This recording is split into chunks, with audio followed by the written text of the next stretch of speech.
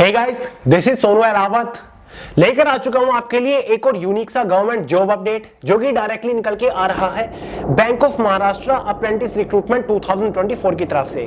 दोस्तों, bank of Maharashtra जो कि भारत का एक बहुत बड़ा पब्लिक सेक्टर बैंक है, मतलब एक सरकारी बैंक है जिसके ऑल ओवर इंडिया के अंदर 2500 से ज्यादा ब्रांचेस हैं, जिसके अंदर अप्रेंटिस की पोस्ट के ऊपर वैकेंसीज आ चुकी है। देखिए दोस्तों, इस वैकेंसी की सबसे बड़ी खास बात तो यह है कि ये एक डायरेक्ट रिक्रूटमेंट है, डायरेक्ट भर्ती है।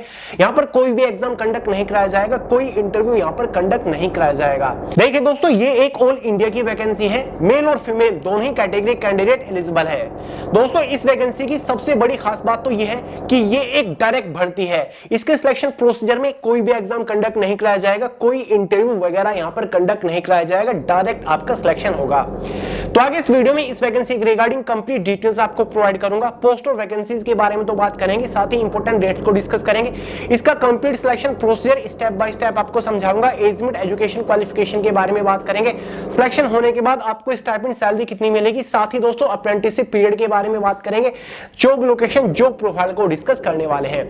तो चलिए दोस्तों, बहुत ज्यादा टाइम वेस्ट नहीं करते, फटाफट वीडियो शुरू कर लेते हैं। बट उससे पहले आपको एक छोटी मगर मोटी इंफॉर्मेशन दे दूं। जितने भी यहाँ पर रेलवे एस्पिरेंट है उनको पता होना चाहिए, रेलवे सामान्य अध्ययन की ये टॉप ट्रेंडिंग बुक फिर से फ्लिपकार्ट, अमेजोन के ऊपर हैवी स्टॉक में अवेलेबल हो चुके हैं। लिंक डिस्क्रिप्शन बॉक्स में, फटाफट परचेज करके घर पर अवेलेबल करा लीजिए। अगर आप रेलवे के किसी भी एग्जाम की तैयारी कर रहे हैं और जनरल अवेयरनेस को उखाड़कर फेंकना चाहते हो तो इससे बेस्ट बुक आपके लिए कोई और हो ही नहीं सकती। तो फटाफट वीडियो के डिस्क्रिप्शन बॉक्स को चेकआउट कर लीजिएगा। तो यार, इस वीडियो में हम बात कर रहे हैं बैंक ऑफ महाराष्ट्र के अंदर आई अप्रेंटिस की पोस्ट के ऊपर वैकेंसीज के बारे में। तो भाई, टोटल नंबर ऑफ वैकेंसी यहाँ पर 600 निकल चुकी है, जिसमें जनरल वालों के लिए 305 वैकेंसी है, ईडब्ल्यूएस वालों के लिए 51, ओबीसी 131, एससी 65, एसटी 48 वैकेंसी यहाँ पर निकल के आ चुकी है। और साथ ही दोस्तों, ये total number of vacancies category wise और स्टेट वाइज डिवाइड कर रखी है, जैसे कि आपको इसके ऑफिशियल नोटिफिकेशन में नजर आ रहा होगा। इस वैकेंसी के लिए ऑनलाइन फॉर्म ऑलरेडी कल से यानी कि 14 अक्टूबर से स्टार्ट हो चुके हैं। फॉर्म की जो आखिरी तारीख रखी गई है वो 24 अक्टूबर ही है। मतलब दोस्तों, फॉर्म अप्लाई करने के लिए काफी कम टाइम दिया जा रहा है, क्योंकि इसका सिलेक्शन प्रोसीजर बहुत ही फास्ट चलता है। फॉर्म अप्लाई करने के मात्र 15 दिन के अंदर ही आपको फाइनल सिलेक्शन मिल जाएगा, ज्वाइनिंग भी मिल जाएगी। फॉर्म फीस को डिस्कस कर लेते हैं। जनरल, ओबीसी, ईडब्ल्यूएस वालों के लिए 150 रुपए फॉर्म फीस चार्ज की गई है। एसटी एससी वालों के लिए केवल 100 रुपए फॉर्म फीस यहाँ पर चार्ज किए गए हैं। बात करते हैं एलिजिबिलिटी क्राइटेरिया के बारे में। सबसे पहले एज लिमिट को डिस्कस करते हैं, उसके बाद एजुकेशन क्वालिफिकेशन को देखेंगे। जनरल वालों के लिए मिनिमम एज लिमिट 20 साल है, मैक्सिमम 28 साल आपके लिए रखी गई है। जो आपकी एज कैलकुलेट होगी वो एज ऑन 30 जून 2024 तक होने वाली है। ओबीसी, एसटी, एससी वालों को एज में रिलैक्सेशन मिल जाएगा, क्योंकि ये एक सरकारी विभाग है। ओबीसी वालों के लिए 3 साल का रिलैक्सेशन है, एसटी, एससी वालों को एज में 5 साल का रिलैक्सेशन देखने को मिल जाएगा। बात करें एजुकेशन क्वालिफिकेशन के बारे में, दोस्तों अगर आपने कोई भी बैचलर डिग्री पास कर रखी है तो भाई आप एलिजिबल है, आप फॉर्म अप्लाई कर सकते हैं। फिर चाहे आपने ग्रेजुएशन किसी भी सब्जेक्ट से, किसी भी स्ट्रीम से, कितने भी नंबर के साथ पास करिए, वो मैटर नहीं करता। बस आपने ग्रेजुएशन के नाम पर अगर कुछ भी कर रखा है तो भाई आप एलिजिबल है। दोस्तों, एक और चीज का ध्यान रखिएगा, जिस भी स्टेट से आप फॉर्म डालोगे, ध्यान रखिएगा उस स्टेट की लोकल लैंग्वेज, रीजनल लैंग्वेज की समझ आपको होनी चाहिए। समझ गए? फाइनली बात करते हैं सिलेक्शन प्रोसीजर के बारे में। यानी कि दोस्तों, एग्जाम इंटरव्यू तो इसमें है नहीं, लेकिन फिर सिलेक्शन किस बेसिस पर होगा, ये काफी पेचीदा है और इंटरेस्टिंग भी है। देखिए दोस्तों, यहां पर सिलेक्शन आपके 12th के मार्क्स के बेसिस पर हो जाएगा, ठीक है? ग्रेजुएशन नहीं, 12th। अगर 12th की जगह आपने कोई डिप्लोमा वगैरह कर रखा है तो उसके मार्क्स के बेसिस पर हो जाएगा, ठीक है? आउट ऑफ 100 परसेंटाइल में से आपकी इसमें मेरिट बनाई जाएगी, कैटेगरी वाइज, स्टेट वाइज। अगर आप उस कट ऑफ को क्वालिफाई कर लेते हो, फाइनली आपका सिलेक्शन हो जाएगा बैंक ऑफ महाराष्ट्र के अंदर एज अ अप्रेंटिस। क्लियर है? तो भाई 12वीं के नंबर के बेसिस पर आपकी यहां पर मेरिट बनाई जाएगी। यहां पर कोई भी एग्जाम कंडक्ट नहीं कराया जाएगा, कोई इंटरव्यू नहीं होगा।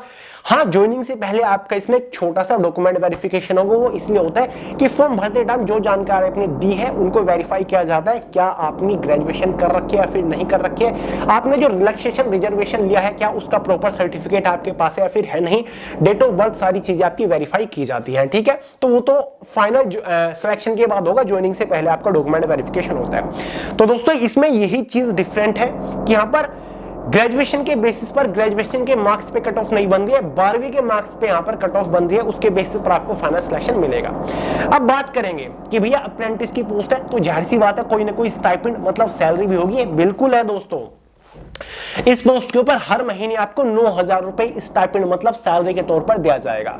देखिए दोस्तों, वैसे तो अप्रेंटिस की पोस्ट है, स्टाइपेंड बोलते हैं, लेकिन सैलरी बोल देते हैं समझाने के लिए, ठीक है। तो 9,000 रुपए आपको एज अ स्टाइपेंड यहां पर देखने को मिलने वाला है हर महीने।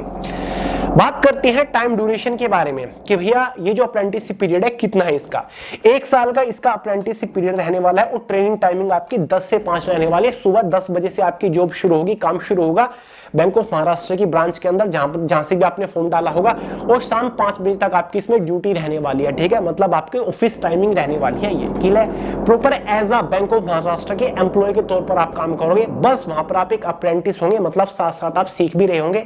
तो यार 1 साल का अप्रेंटिसशिप पीरियड खत्म होने के बाद आपके पास एक अप्रेंटिसशिप सर्टिफिकेट भी होता है जिसकी एक जबरदस्त वैल्यू होती है।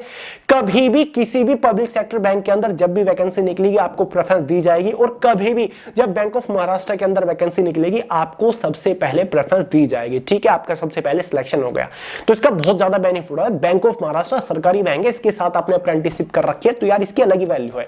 पब्लिक किसी भी आप कॉर्पोरेट सेक्टर में जाओगे, किसी भी कंपनी के अंदर आप अपना सीवी लेके जाओगे, रिज्यूमे लेके जाओगे, तो वहां पर लिखा होगा ना बैंक ऑफ महाराष्ट्र के अंदर अप्रेंटिस कर रखी है, तो यार उसकी वैल्यू अलग होती है। ऐसे उठा लेंगे आपको कंपनीज, तो यार इसकी वैल्यू होती है बहुत ज्यादा, ठीक है। और साथ ही साथ आपको हर महीने स्टाइपेंड मिल रही है, उसके साथ साथ आप किसी और सरकारी नौकरी भी तैयारी कर सकते हो। और वैसे भी दोस्तों बस आपको एक बार अप्रेंटिसशिप के तौर पर डिपार्टमेंट के अंदर घुसना होता है, उसके बाद तो आप परमानेंट होने का वहां पर जुगाड़ लगा ही लेते हो, क्योंकि दोस्तों इन विभाग के अंदर इंटरनली प्रमोशंस की अपॉर्चुनिटी निकलती है, इंटरनली कुछ वैकेंसीज निकलती है जिनके थ्रू आप परमानेंट होने का जुगाड़ लगा लेते हो। मैंने तो बहुत सारे स्टूडेंट देखे हैं जो गए थे तो एज अ इंटर्नशिप करने या फिर अप्रेंटिस और वहां पर परमानेंट होकर बैठ गए, ठीक है। तो चांसेस बहुत ज्यादा बेहतरीन होती है, बस एक बार डिपार्टमेंट के अंदर घुसना है। जॉब लोकेशन जिस भी स्टेट से आप फॉर्म डालोगे उस स्टेट में आपकी जॉब लोकेशन रहने वाली है। जॉब प्रोफाइल मोस्टली आपको क्लरिकल काम करना होगा, कंप्यूटर बेस्ड, कंप्यूटर रिलेटेड आपको काम करना है। ऑफिस सेक्शन के अंदर बैंक ऑफ महाराष्ट्र के ब्रांच के अंदर आप काम करोगे, मस्त 10 to 5 के आप जॉब कर रहे होंगे, बाकी इसमें कोई फिजिकल या फिर कोई फील्ड ड्यूटी नहीं है, समझ गए। तो सिलेक्शन प्रोसीजर इसका बहुत फास्ट चलता है।